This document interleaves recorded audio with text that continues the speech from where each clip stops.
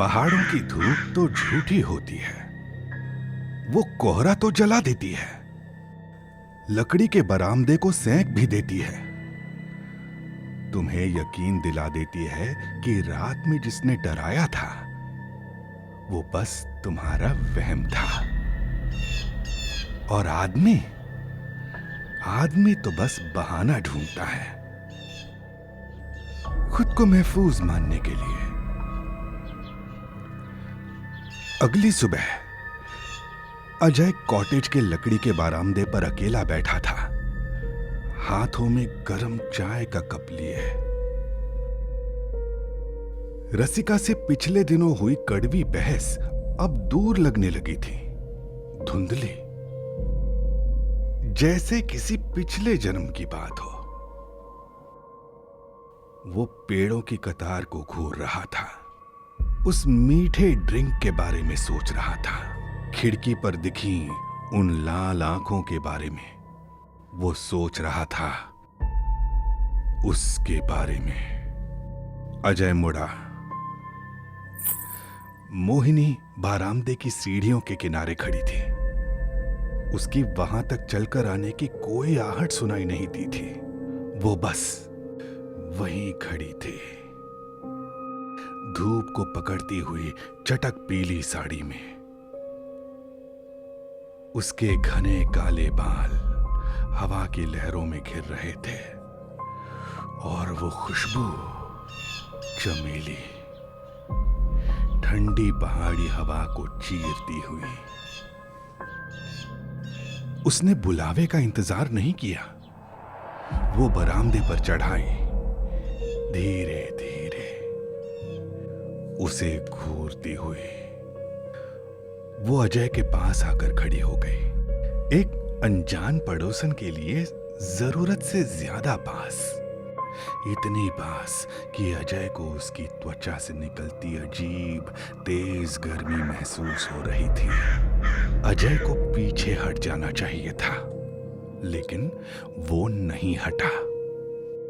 अजय ने खुद को काबू में दिखाने की कोशिश की, आवाज धीमी रखी, रात में शीशे पर दिखे साये के बारे में पूछा। उसने जोर देकर पूछा कि क्या वो अंधेरे में उन्हें देख रही थी। मोहिनी ने पलक तक नहीं झपकाई।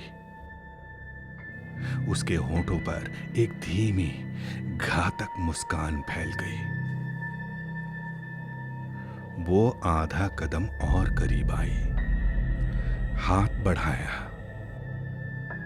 उंगलियां हल्के से उसके कंधे पर टिक गईं।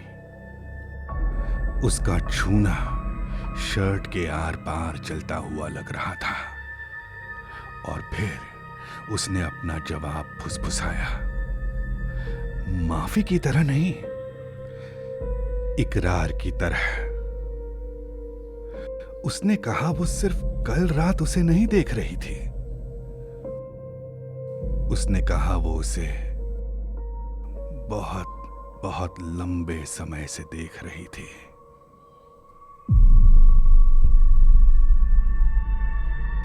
और ठीक तभी जाल डर से नहीं बंद हुआ, वो घमंड से बंद हुआ। अजय को ऐसा नहीं लगा कि उसका शिकार हो रहा है। उसके हाथ के बोझ तले, मोहिनी के हाथ के बोझ के तले उसे ऐसा लगा जैसे उसे चुना गया है। उसे अच्छा लगा। वो उसके करीब जाकर कुछ कहने ही वाला था। जादू टूट गया। रसिका बरामदे पर निकली, अभी भी रात के कपड़ों में। उन्हें देखकर वो जम गई। उसकी नजरें अजय के तमतमाए चेहरे और अपने पति के बेहद करीब खड़ी उस औरत के बीच दौड़ रही थीं। मोहिनी का हाथ गिर गया, वो तुरंत पीछे हट गई। बहकाने वाली गायब हो गई और विनम्र पड़ोसन सामने आ गई। आवाज में पायल की खनक और चेहरे पर मुस्कुराहट रखकर उसने पूछा, रात में ठंड तो नहीं लगी? फिर उसने दावत दी। कहा पहाड़ों में अकेलापन महसूस करती है। जिद की कि अगली शाम वो उसके बड़े घर पर खाने आए ताकि वो जंगल में उनका ठीक से स्वागत कर सके। और उन्होंने हाँ कर दी। जाहिर है शिष्टाचार ही अंधेरे में चलने का सबसे आसान रास्ता है। पर उस रात कॉटेज रसिका को महफूज नहीं लगा। रसिका बिस्तर पर अंधेरे में करवटें ले रही थी।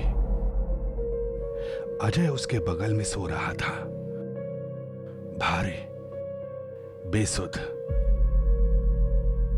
तभी रसिका ने सुना हॉल से आती एक धीमी फुसफुसाहट।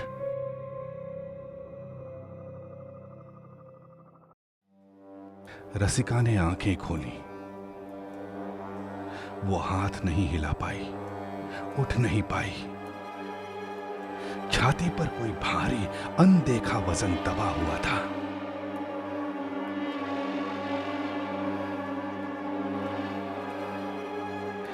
बेडरूम के दरवाजे से उसे हॉल में बुझती हुई आग की लौ दिखी। उस आग के सामने परछाइयां,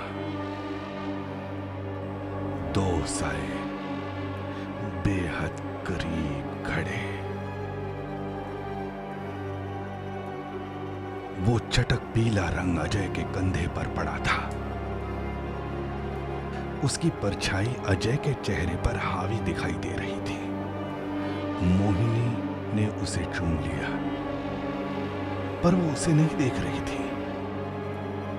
वो उसके कंधे के ऊपर से देख रही थी, सीधे अंधेरे बेडरूम में, सीधे रसिका की जमी हुई डरी हुई आंखों में। मोहिनी उसे देखकर मुस्कुराई। रसिका चीखना चाहती थी, उसके फेफड़े जल गए, लेकिन आवाज नहीं निकली। चमेली की खुशबू कमरे में भर गई, इतनी तेज कि उसका दम घुटने लगा।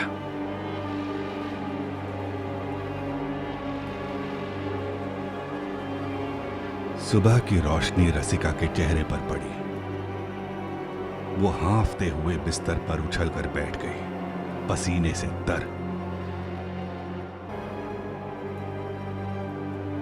कमरा खाली था। अजय उसके बगल में आराम से सो रहा था। बाहर शांत हवा चल रही थी।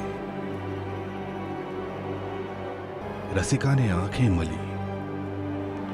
उसका दिल पसलियों से टकरा रहा था। उसने खुद से कहा यह बस एक सपना था। उस अजीब ड्रिंक और ठंडी हवा से आया एक बुरा सपना। वो बिस्तर से उठी और हॉल में गई। आग बुझ चुकी थी, बस स्लेटी राख। सब कुछ वही था जहां छोड़ा था। उसने एक लंबी कांपती सांस छोड़ी। वो बस एक वहम था। पर जैसे ही वो पलटकर बेडरूम की ओर जाने लगी, वहां अजय की फेवरेट आर्म चेयर के किनारे पर बिल्कुल सलीके से रखा हुआ था एक ताजा सफेद चमेली का फूल। कल रात वो उसके घर खाना खाने जा रहे हैं और रसिका सीखेगी कि कुछ बुरे सपने आंखें खोलने पर खत्म नहीं होते। अगर इस कहानी ने तुम्हें बांधे रखा तो एक लाइक छोड़ दो। वेलवेट विच हिंदी को सब्सक्राइब करो। अगर सुनना चाहते हो कि मोहिनी के दरवाजे पर दस्तक देने पर क्या होता है, एक बात बताओ, अगर तुम्हें वो फूल मिलता तो क्या तुम बैग पैक करके निकल लेते या खुद को समझा लेते कि ये बस हवा से उड़कर आया है? क्योंकि इन जंगलों में एक बार वो जिसे अपना कह दे फिर उसे कभी नहीं जाने देती।